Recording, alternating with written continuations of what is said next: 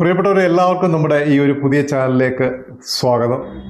നിങ്ങളുടെ സപ്പോർട്ടോടുകൂടി ഇതൊന്ന് വിജയിപ്പിക്കുവാനാണ് ഞങ്ങൾ ആഗ്രഹിക്കുന്നത്. അതുകൊണ്ട് തീർച്ചയായും ഏതൊക്കെ രീതിയിൽ നിങ്ങൾക്ക് ഈ യൂട്യൂബിൽ കൂടി ഞങ്ങളെ ഒന്ന് സപ്പോർട്ട് ചെയ്യുവാൻ സാധിക്കുമോ അതൊക്കെ ഒന്ന് ചെയ്ത് ഞങ്ങളോട് സഹകരിക്കുക.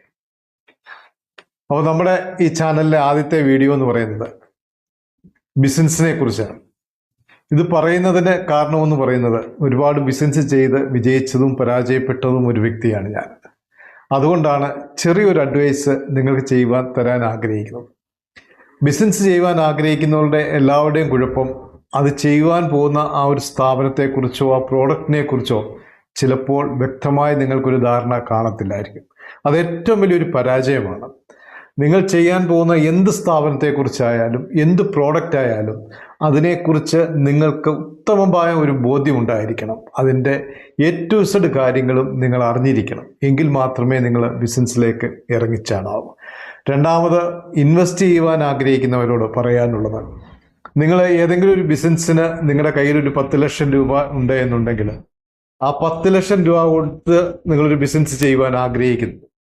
ആ 10 ലക്ഷം രൂപ കൊണ്ട് 8 ലക്ഷം രൂപ മാത്രമേ ബിസിനസ്സിന് ഇൻവെസ്റ്റ്മെൻറ്റ് ചെയ്യാവൂ. ബാക്കി 2 ലക്ഷം രൂപ ഇതിനെ വളർത്താൻ വേണ്ടി ഒരു വർഷം നിങ്ങളുടെ കയ്യിൽ ഉണ്ടായിരിക്കണം. ചിലപ്പോൾ ബിസിനസ് ഒന്ന് ഡൗൺ ആയാൽ ഈ പണം എടുത്ത് അതിനെ റിക്കവർ ചെയ്യുവാനുള്ള സാധ്യതകൾ ഉണ്ടായിരിക്കണം.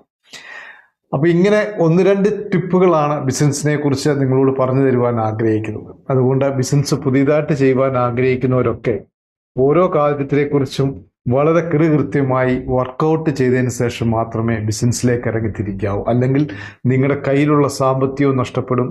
നിങ്ങൾ വീണ്ടും കടമെടുത്ത് വലിയൊരു പ്രതിസന്ധി ഘട്ടത്തിലേക്ക് നിങ്ങൾ എത്തിപ്പെടും. അവിടേക്ക് എത്തിപ്പെടാതിരിക്കുവാൻ വേണ്ടിയാണ് നിങ്ങളോട് പറയുന്നത്, ഓരോ സ്റ്റെപ്പ് എടുത്ത് വെക്കുമ്പോഴും വളരെ ആലോചിച്ച് മാത്രമേ ചെയ്യാവൂ.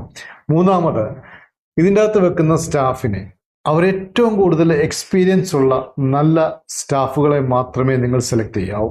സാലറി കുറച്ചുകൊണ്ട് എക്സ്പീരിയൻസ് ഇല്ലാത്ത ഒരു വ്യക്തിയെ നിങ്ങൾ പിടിച്ച് അതിനെ തിരുത്തിയാൽ നിങ്ങളുടെ ബിസിനസ് ഒരു രീതിയിലും മൂവ് ആവത്തില്ല. ഡെയിലി അവരുടെ ആ ഒരു നിരീക്ഷണം, അവരുടെ പ്രവർത്തനങ്ങൾ നിങ്ങൾ നിരീക്ഷിച്ചുകൊണ്ടേയിരിക്കണം. എന്താണ് ഇവർ കസ്റ്റമേഴ്സുമായിട്ട് എങ്ങനെയാണ് ഡീൽ ചെയ്യുന്നത്, ഏതൊക്കെ രീതിയിലാണ് ഇവരുടെ സൈഡിൽ നിന്നുള്ള നല്ലൊരു സപ്പോർട്ട് നമുക്ക് കിട്ടുന്നത്. അപ്പോൾ ബിസിനസ്സിനെ കുറിച്ച് ഓരോ ദിവസവും നിങ്ങൾ സ്റ്റഡി ചെയ്ത് അതിൻ്റെ വരവ് ചിലവ് കണക്കുകളെക്കുറിച്ച് മനസ്സിലാക്കി ഓരോ ദിവസവും മുന്നോട്ട് പോകാമെങ്കിൽ കുറച്ചൊക്കെ നിങ്ങൾക്ക് ബിസിനസ്സിൽ നിന്ന് മെച്ചപ്പെടുത്തുവാൻ സാധിക്കും. അപ്പോൾ അടുത്തൊരു ടിപ്പുമായിട്ട് ഞാൻ നിങ്ങളുടെ കൂടെ ഉണ്ടാകും. Thank you.